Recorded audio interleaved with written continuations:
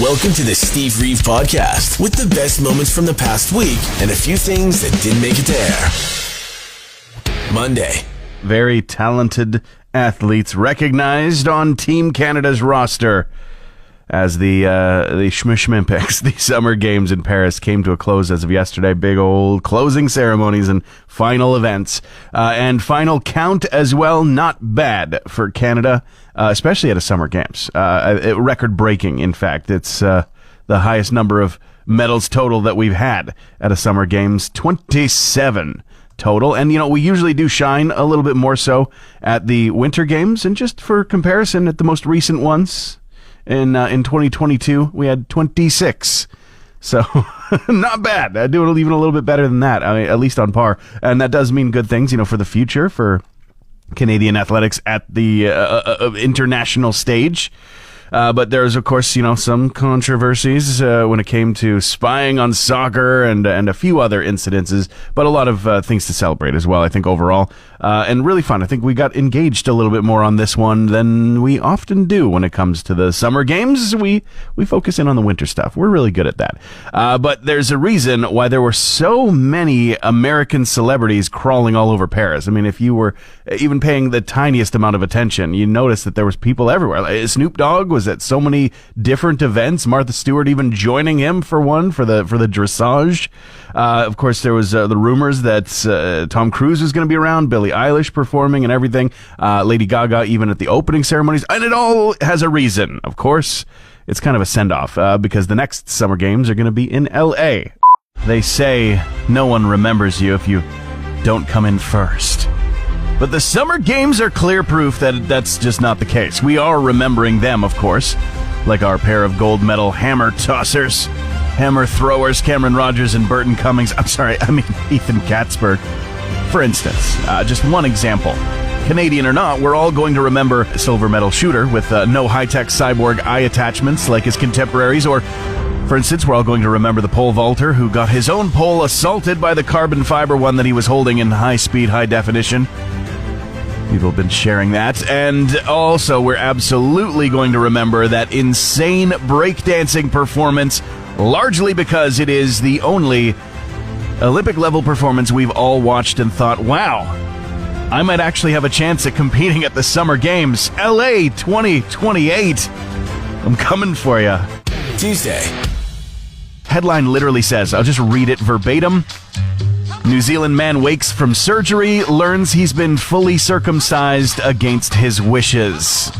That's not great. That's not great. Okay, so unfortunately he was in for a medical treatment that really specifically narrowed in on the region down there. Unfortunately, he came out of things with a little bit more taken off than he was anticipating. The man in his 50s had said that, of course, maybe a little bit of amputation might be necessary, but he was not consenting to the full thing. Don't let that scare you from getting the medical attention and diagnoses that you need. But also, while you're doing it, just try as hard as you can not to think about that one scene in The Godfather. You know the one.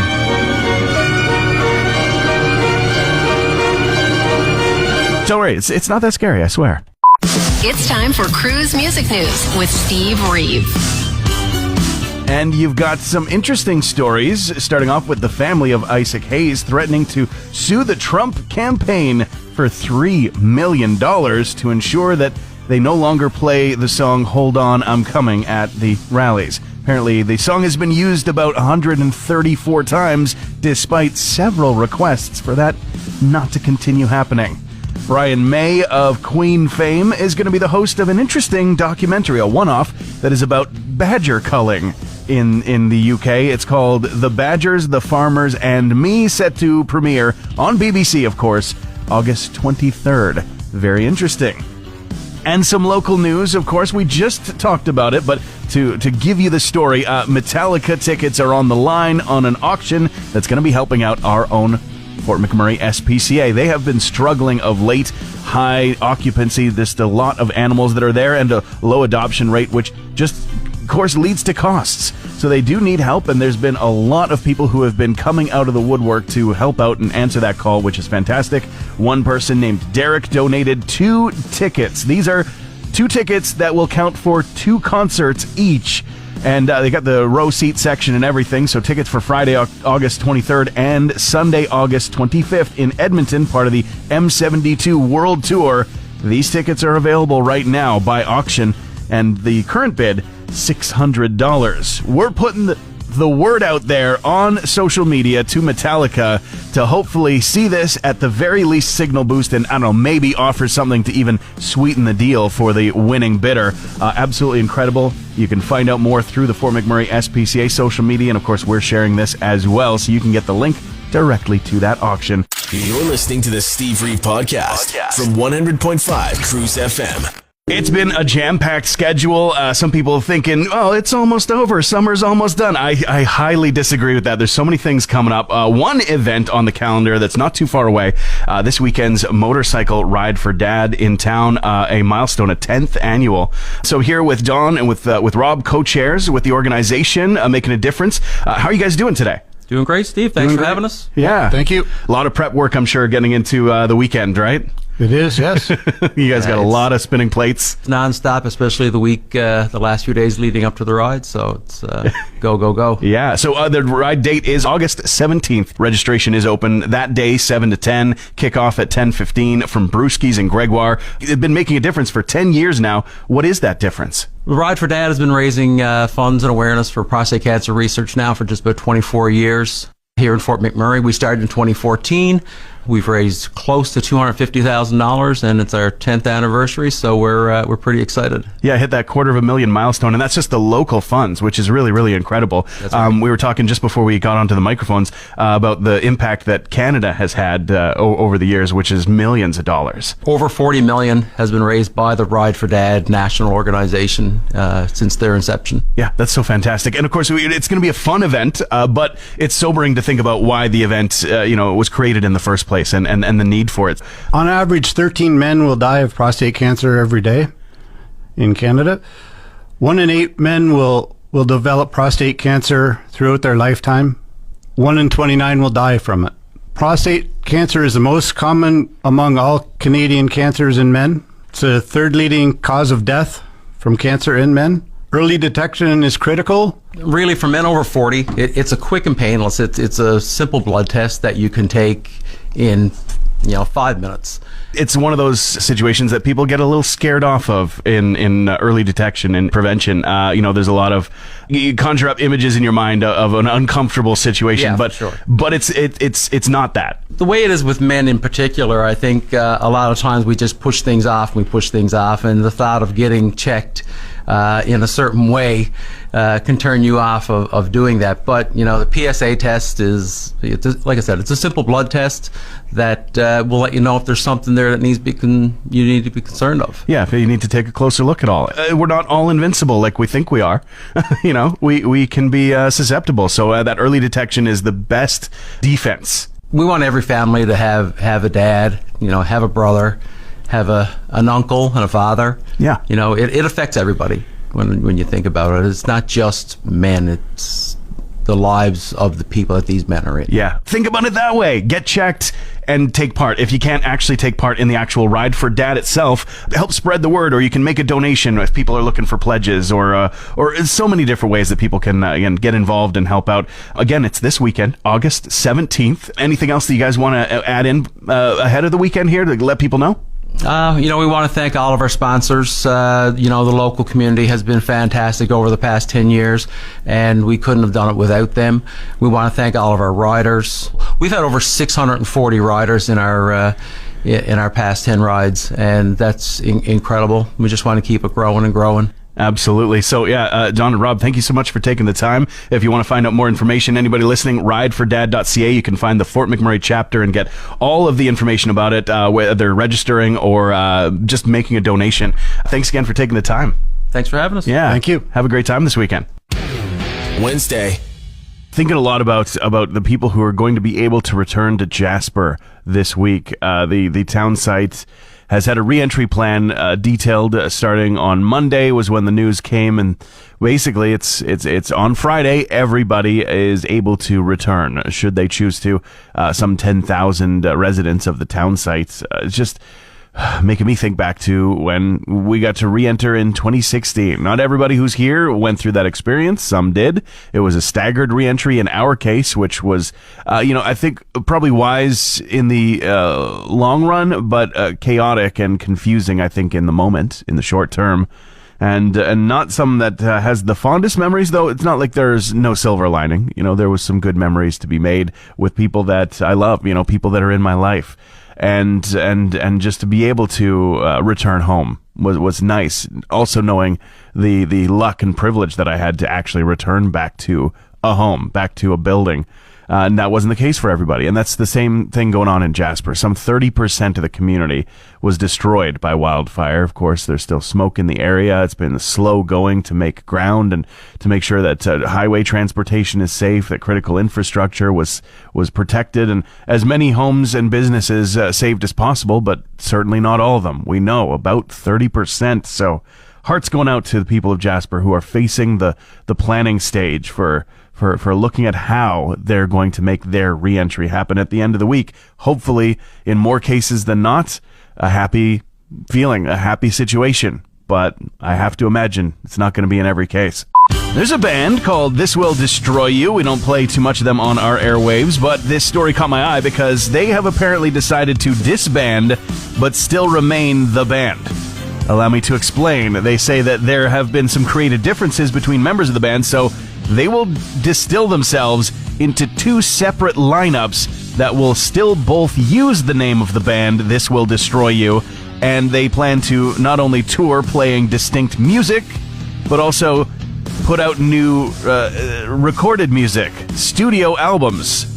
Different people, same name, different music. It's confusing, but I'm curious to watch the experiment nonetheless. The ashes of Lemmy Kilmister were taken from the Bloodstock Festival after it was completed for the 2024 chapter, all the way to Nottingham Rock City. 55 Harley-Davidson bikers making the tour happen. Of course, this is a place that was very near and dear to Lemmy's heart, and a place that he even performed with his band. More than 10 shows between 1987 to 2006 at the Nottingham venue. His ashes will then, after they remain there for the summer, be returned to the site of the Blood Rock Festival for next year.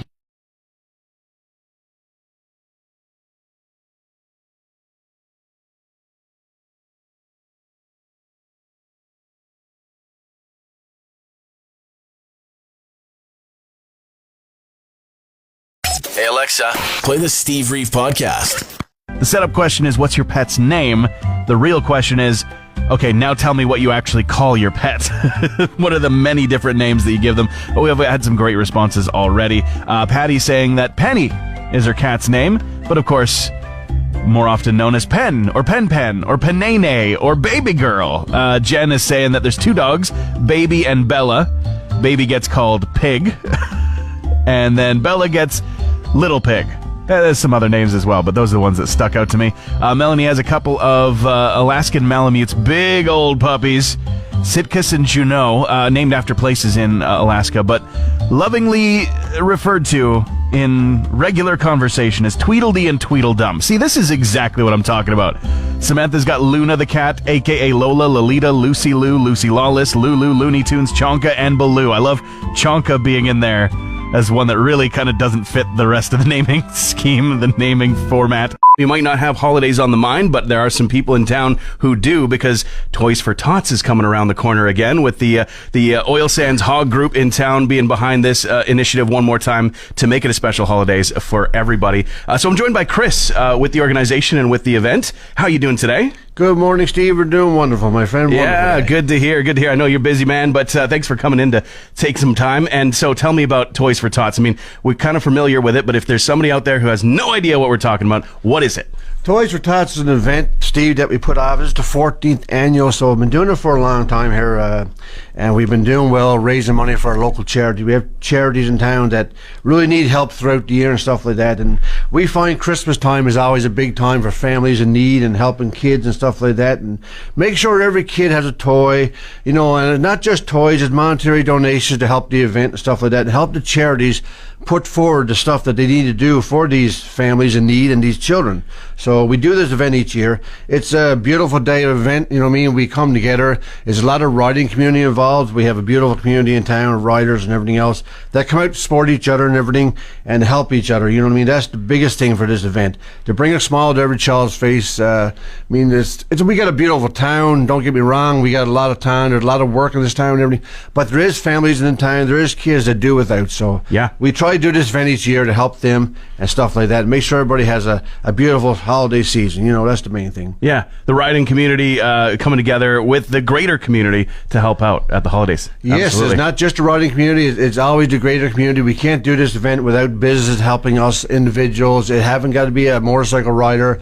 I mean, lots of businesses help us out with monetary donation, toy donations, which is always awesome. We love giving toys to our charities and everything. But yeah, it's not just the riding community, Steve. It's everybody that come together to make this event successful each year, and us to keep pushing forward. That's the biggest thing with this event. Push forward.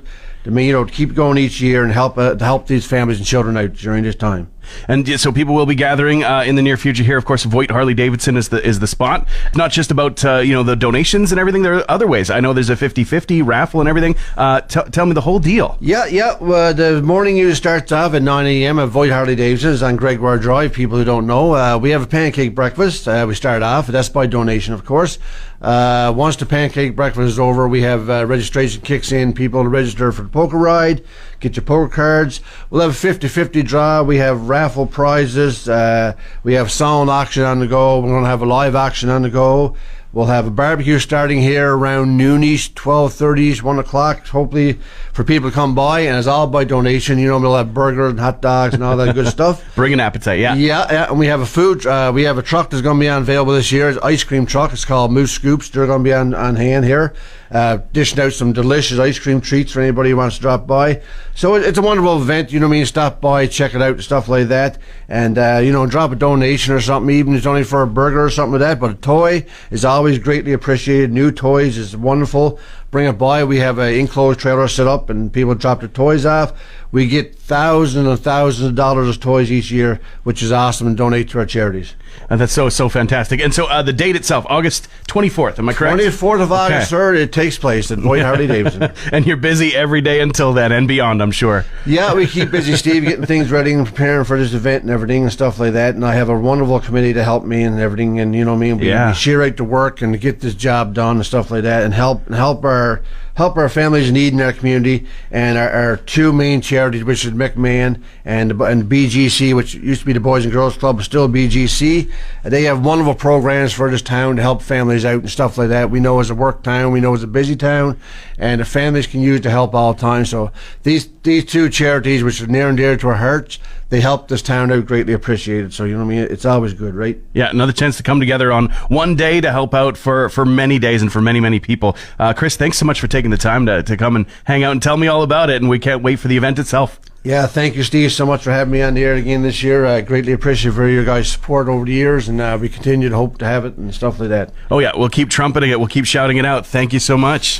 Thursday. Depending on your age, it turns out that you might have a couple of patches in your life where you might feel like everything is falling apart at the exact same time, body-wise. This might be 44 and 60, apparently. So Stanford Medicine has just got a new study that's getting all kinds of attention from people. You might have even seen these numbers shared around. But apparently, there's evidence that we rapidly age at about 44 and 60 years old, apparently. I guess they've never heard of puberty before, because I remember rapidly aging for that time of life. But I mean, I guess we kind of look at the growth spurts and the awkward stages of youth as these stepping stones to adulthood. But then you're just an adult for the rest of your life. Just the longest part of your life. But it turns out that there might be more periods of rapid change in your biomolecular makeup to look forward to. Sounds like we're becoming mutants, like the retiree X-Men, except our superpowers are needing more fiber and struggling a little bit more to get up off the couch. Raw dogging your flights is a bad idea. If you've not heard of what that is, it's just when you're on a flight, you decide not to use any, music, entertainment like a book or an in-flight movie to help pass the time. You don't stretch, you don't move, you don't get up very much. You just kind of sit there and stare. enjoy yourself. Move around, stretch those legs. I mean, it's actually important because it is a bit unhealthy to not move on a flight anyways. It's a known thing. The longer your flight is, especially if you're not moving around a lot, the higher risk of forming clots and deep vein thrombosis. So, don't do that. Drink some water when they come around with the cart and enjoy yourself. Unless, of course, you're Putty from Seinfeld. Then you just keep doing you. You want something to read? No, I'm good. Well, are you going to take a nap? Or No. you just going to sit there staring at the back of the seat?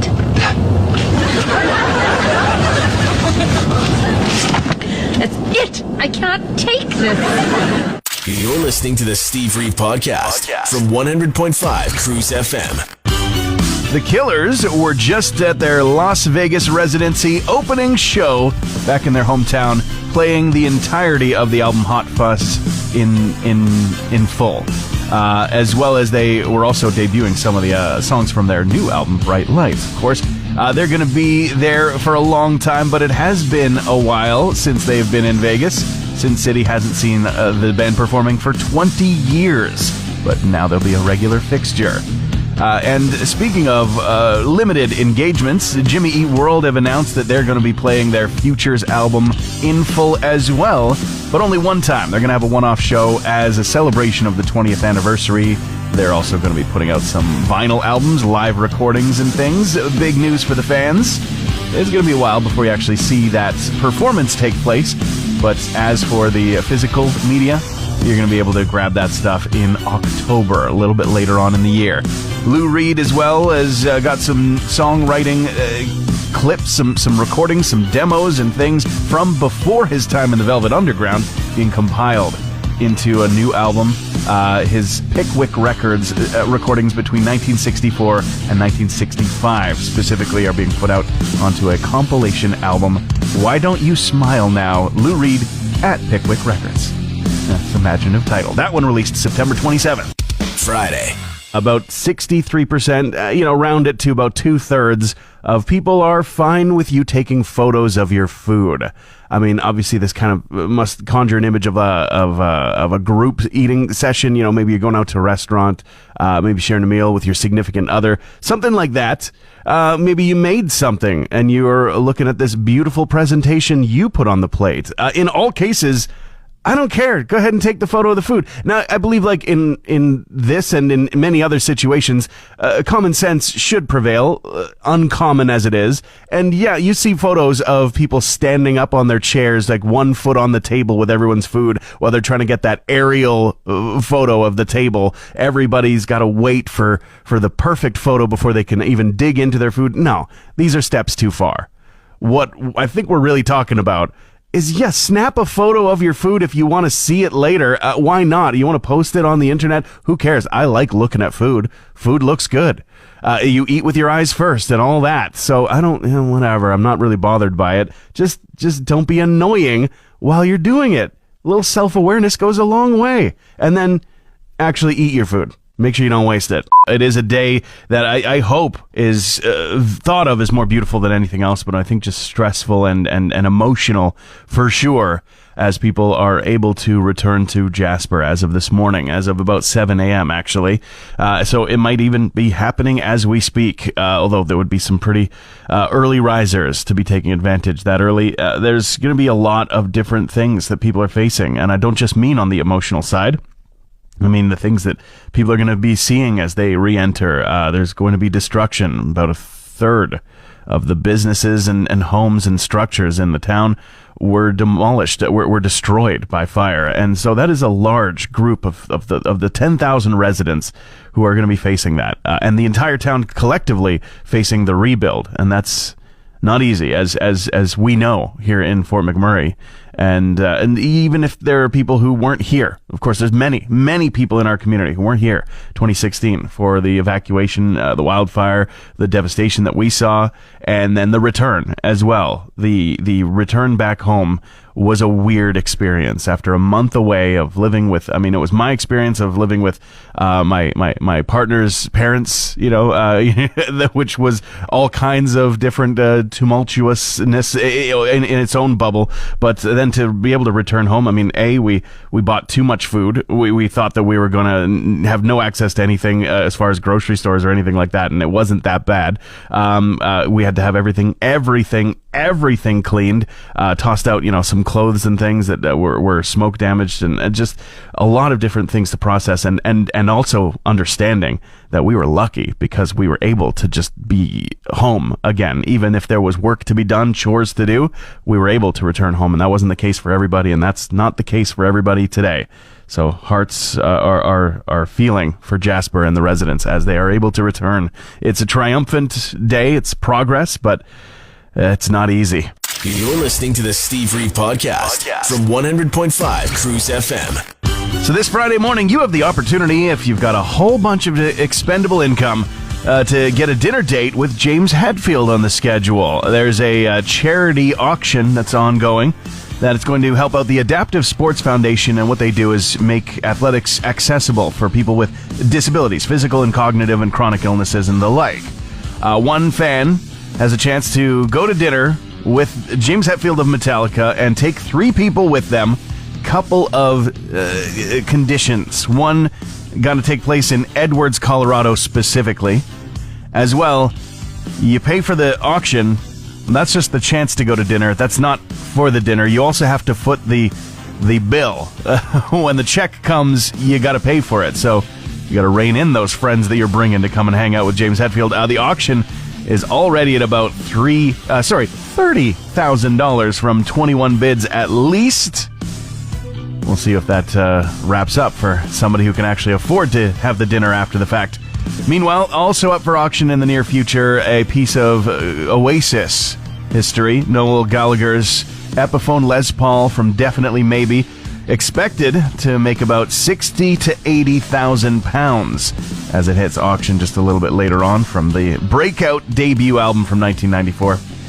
And sad news, we actually heard yesterday in the day, Greg Kahn has passed away at the age of 75. Behind so many hits, the Greg Kahn Band, and hilariously punny album titles that always use Kahn in some interesting way. It's an absolute loss to the music industry, and many different artists have been reaching out with their condolences for those who are left behind. I have nothing but good things to say. Well, almost nothing but good things to say about Alien Romulus. It is officially releasing today, though preview night was last night. There were a few of us in the theater. It was a fun time. It was so great to watch. I was so excited. I love this franchise. I love these movies, from the Ridley Scott original to the James Cameron, one of the best sequels of all time. And then beyond that as well, there's a couple of stinky moments in the entire franchise, but by and large, pretty good. Fincher did a good job on the third one. It doesn't get enough praise, in my opinion. But this, I thought, was going to be, this new one, really associated with the first 2 movies in the franchise and the most famous, most well-loved. And I'd be right. It absolutely does. It really has a lot of the DNA from those 2 films, though I was surprised to learn while watching it that it takes place in between them. So after the events of the first one, before the events of the second one, and with all kinds of new things to learn. It was so fun to watch, and I will say that it did manage to still legitimize the stories of the less popular movies, the prequels, Prometheus and Alien Covenant. So, it really brought this entire franchise together in a crazy horror-action hybrid that was just mind-blowing from start to finish. I took my girlfriend. She was okay. She was doing fine with it.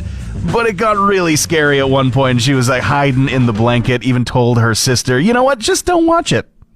Just don't watch it afterwards. Probably good advice for her. But I would say to anybody who is interested, absolutely go and check it out. And soon, before anything gets, spoilered. Transmission over.